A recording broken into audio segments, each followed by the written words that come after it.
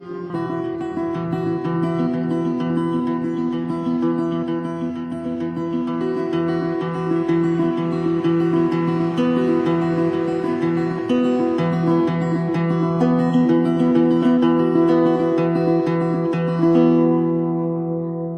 a gente pensa na cultura, a gente precisa entender que ela não é algo estático, mas a cultura ela está sempre em movimento. Então, é um conjunto, né, de características de um povo, então ligado, né, às suas tradições, à sua vestimenta, à sua forma de se alimentar, de se relacionar com as outras pessoas, enfim.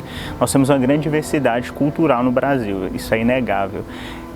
E existe uma importância de se preservar essa cultura, né? E quando a gente fala em preservação, a memória ela é um instrumento fundamental para o estudo da história, né? Então é um dos instrumentos que a história enquanto ciência utiliza para poder compreender a realidade. Então a gente não pode pensar na história somente como uma disciplina, como um conteúdo que estuda o passado e que está, de uma certa forma, dissociado da realidade, né? Mas é algo extremamente presente. Para mim compreender a atualidade, eu preciso voltar atrás, eu preciso entender, né, como que se formou aquela região, aquele povo, aquela cultura. E nesse ponto, nós, enquanto caraienses, a gente perece um pouco dessa memória cultural, de reconhecimento, de pertença, de compreender a nossa identidade cultural. Até mesmo no campo científico, né, seja em artigos, teses de pós-graduação, de mestrado, de doutorado, é pouco explorada a nossa cidade diante daquilo que é toda a sua riqueza cultural, da sua identidade cultural. Eu acredito que talvez um dos motivos seja de fato essa transição. Nós geograficamente estamos inseridos na transição do Vale do Jequitinhonha e do Vale do Mucuri. Então, ainda falta um pouco esse reconhecimento, essa pertença, saber de fato quem eu sou, né, enquanto município, enquanto cidade, aquelas características próprias daqui da nossa região. Ô moça, aqui já teve coisas bacanas. Teve uma coisa meio chamada Semana da Comunidade. A Semana da Comunidade foi uma coisa bacana que já teve aqui na cidade, que acontece o seguinte, tinha um mercado e era tipo a mesma coisa na televisão, tinha a cortina, né? Sim. Aquela cortina, aí tinha os cantores que vinham para cantar naquele tempo. E nós encheu o mercado, e o povo da cidade ia tudo, né? Era a Semana da Comunidade, que isso até acabou, não podia ter acabado, né? Era muito bonito, né, a Semana da Comunidade. E ficava a semana toda. Então nós íamos, agora tinha uma cortina, mas era interessante. Um ficava de um lado segurando o cordão, outro do outro, né? Agora vai apresentar tal cantor, eles puxavam aquelas cortinas, ele aparecia lá no palco, né? O conjunto todo lá, era uma coisa muito linda. E veio de fora um Levi branco, nesse tempo também que era cantor, né? Veio cantar e cantou aí, só vendo, mas era uma coisa muito linda, né? Então, hoje não tem mais. Hoje já não tem mais, já acabou. Igual vamos ser o escoteiro, mas o escoteiro era rapaziadinha, tudo fardadinho, os quepinhos bonitinhos, né? E o Franco, seu avô, aqui comandava, né? Aqui tinha uma banda de música, que era uma beleza. Ela recebia os jogadores quando vinha, era recebida banda de música, a levantação do mar da igreja era com banda de música. Isso tudo já foi lá no Coisa Brasil, na televisão, ganhou em primeiro lugar. E Bias ficava no Morro da Igreja, onde é que de um Chico, escondido. O caminhão vinha na rua, José Vicente Coimbra, né? Que nesse tempo, as ruas daqui não tinha nome não. Tinha apelido, ali chamava Rua Direita. Porque que morava é só o povo direito, então é a Rua Direita, né? Que eram os bicalhos, era Zusa, era Paulo, né? Morava lá o pessoal. Aí pôs Rua Direita. Já quando você sobe o Morro da Igreja, chega naquela outra rua de lá, é Rua de Trás. Porque é de trás da outra rua, né? E assim, aqui já essa daqui que é o Honório Ribeiro, era chapadinha. Pra você ver os apelidos que era. Igual toda a vida de embaixo, é Rabo da Gata. O Rabo da Gata, foi o tal Zé Preto, pai daquele abidão, que pôs o nome lá, ficou Rabo da Gata, né? Esse dia eu disse lá, esse aqui ainda é Rabo da Gata, um velho falou assim, não, é Rua Elisa Lopes.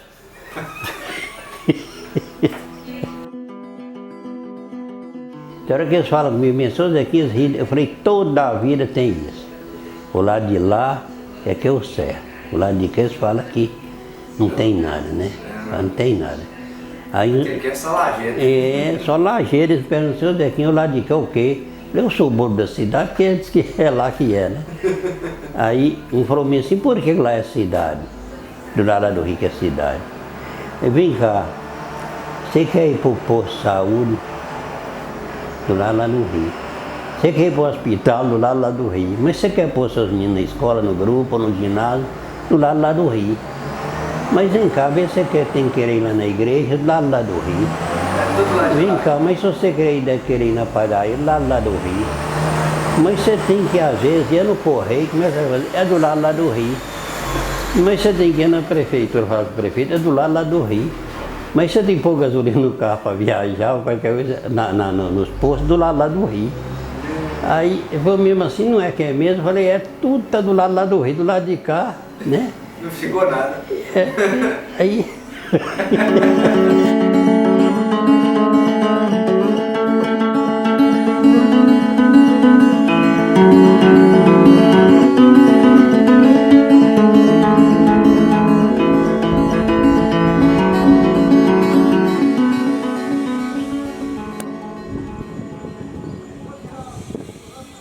Nós estamos aqui dentro da Igreja Matriz São José.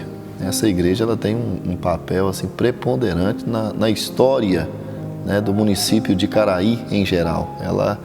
Ela é o centro, né, o eixo no qual a cidade de Caraí se desenvolveu em volta. E a fundação dessa igreja, ela tem muitos fatos interessantes, né, porque ela foi feita com o apoio e com o trabalho indispensável, incomensurável, né, de Frei Egídio, esse homem holandês que veio e que amou o Caraí. A definição de Frei Egídio talvez seria um homem que amou o Caraí, que deu a sua vida por Caraí. E a construção da Igreja Matriz, na década de 40, ela trouxe assim visibilidade para a cidade, né, por ser uma igreja muito bonita. Ela trouxe muitos pontos positivos, mas teve seus percalços, né, suas dificuldades lá na época da sua fundação, da sua criação. Principalmente com a entrega de material, porque naquela época era muito difícil, né, conseguir esses materiais de construção. E muito material é matéria-prima aqui da nossa região, né? Frei Egídio, ele contratava, por exemplo, madeira era feita aqui, o tijolo. E aí teve uma demora, né, para poder entregar esse material, teve uma certa dificuldade no cumprimento das datas, e isso criou um pouco de chateação em Frei Egídio, fazendo com que ele desse uma certa preferência diante de alguns atendimentos pastorais para Marambainha, né? Então ele às vezes ele deixava de estar aqui em alguns momentos, como o Natal de 41, se não me engano, Frei Egídio celebrou em Marambainha, né? E ele disse, olha, eu vou para Marambainha porque eu estou um pouco chateado com o povo da cidade de Caraí. Então isso na época da fundação desta igreja. Muitos outros fatos, mas este é um que muito me marcou. Agora a data, se não for esta, o 41 ou 42, mas teve este fato, né, de Frei Egídio preferir estar em Marambainha por causa dessa dificuldade de trabalho aqui na época da construção da Igreja Matriz, ali nos seus primórdios.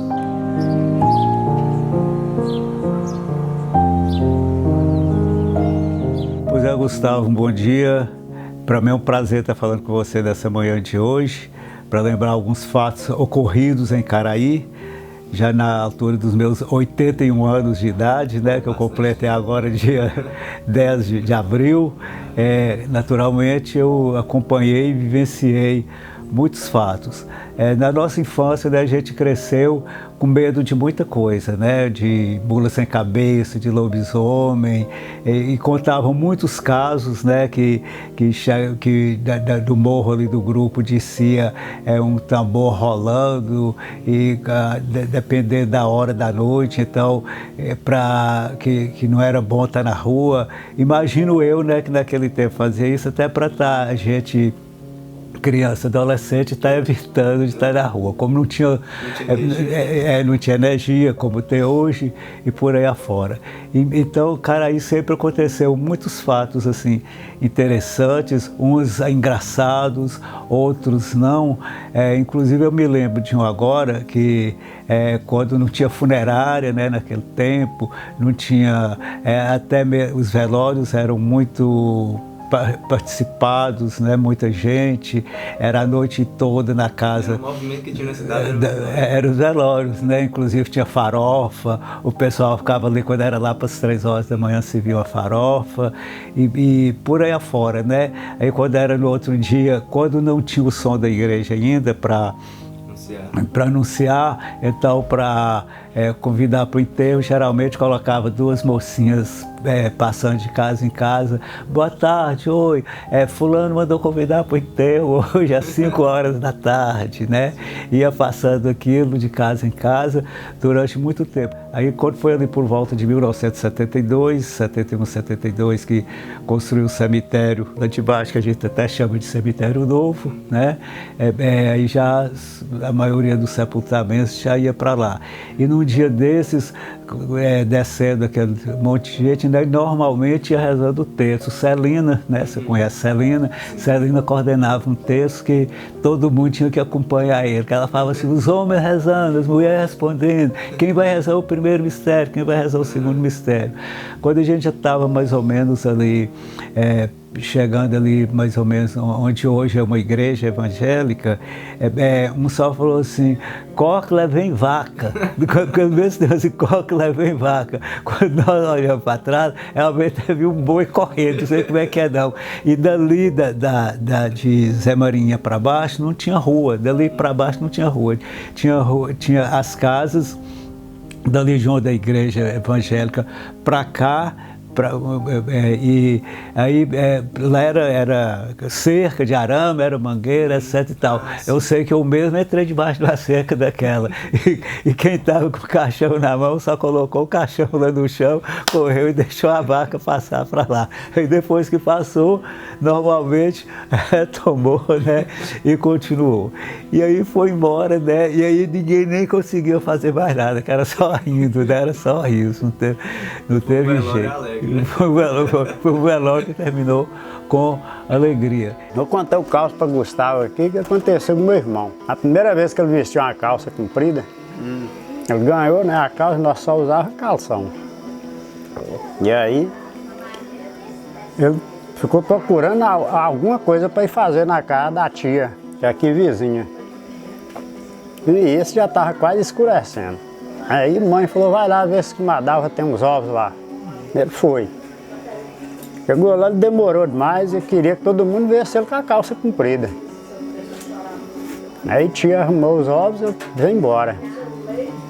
E na época tinha só um carreirinho, né? E ele vem, quando ele passou da cancela, ele começou a escutar um barulho e ficar chap, chap. Ele caminhava mais rápido, chap, chap. Quando ele correu, ficou chap, chap, chap, chap, chap, chap, chap, chap. E ele vazou no mundo. Quando ele chegou aqui, que ele foi ver, era a calça, uma rapando na outra.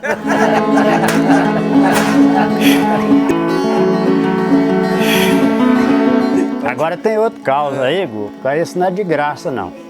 Esse é para contar, assim, como que eram as dificuldades antigamente. Esse aí já é um caso que papai contava.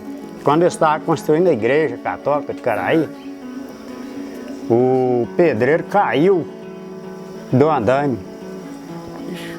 Só que ele não quebrou nada, né? Mas fez uns hematomas, coisa de sangue, machucou muito a carne. E sabe o que era o tratamento? Não tinha médico, eles pegavam uma chumichuga e colocavam em cada coisa de sangue para ela sugar aquele sangue. E esse homem sarou. Continuou trabalhando, terminou o serviço da igreja.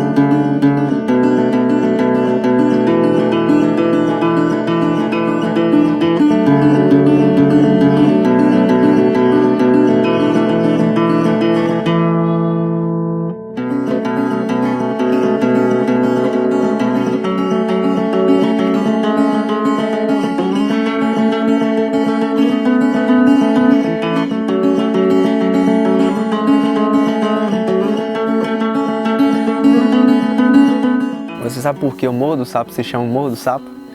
Eu tive o prazer de escutar essa história uma vez, né? Antes da estrada de Caraí, a 14G ser asfaltada, né? Esse trecho mais específico que a gente conhece hoje como Morro do Sapo, como era uma estrada de terra, em tempo chuvoso, os carros atolavam bastante, né? E tinha um baita trabalho para poder se locomover, às vezes não tinha como nem viajar, né, nesse tempo chuvoso. E aí eles diziam que no tempo chuvoso nem sapo subia, e aí se tornou, né, teve esse nome de Morro do Sapo. Meu nome é Gustavo, eu tenho 26 anos, trabalho com fotografia desde 2017, também faço algumas produções audiovisuais há pouco mais de 5 anos. E algumas pessoas aqui me conhecem como Tiuriba, né? Desde criança eu tenho esse apelido. E eu nunca soube o verdadeiro significado, né? Nunca procurei saber, até que eu fui olhar na internet, né? Eu não encontrei o adjetivo Tiuriba, mas eu encontrei Churiba, que significa contador de histórias. E eu me lembro que quando eu era mais novo, né? Eu sou filho de mãe solteira, com mais 2 irmãos. Então, minha mãe trabalhava muito, né? Para poder conseguir sustentar a gente. Então, eu passei mais tempo na minha infância. Eu fui criado também pelo meu avô e minha avó, né? Eu tive muita proximidade. E toda semana eu ia para a roça com eles, né, praticamente. E lá tinha o caseiro, algumas pessoas também que iam prestar algum serviço lá. E eu lembro que no horário de almoço, né, algumas oportunidades, eu sempre estava na mesa dos adultos, né, com esse pessoal. E eles gostavam de contar bastante história. E eu ficava observando, né, eles contando essas histórias. E também, meu avô, um grande protagonista na minha vida, uma grande referência também, ele gostava de fazer fogueiras, né. E aí nessas fogueiras chamava várias pessoas, né? E também tinham comida, bebida, enfim. E nessas fogueiras, nessas rodas, né, de fogueira, as pessoas contavam muitas histórias. E eu ficava sempre encantado, né, de escutar essas histórias, para depois poder contar essas histórias também para os meus amigos, né?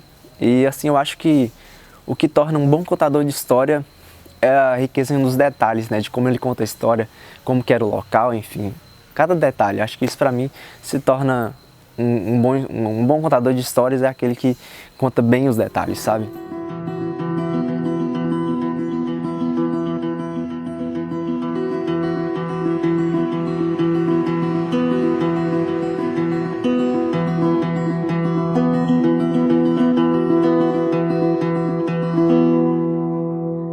E aí pegou esse apelido de Churiba, né? Pelo fato de eu conversar bastante, ficar contando histórias, né? Com os amigos.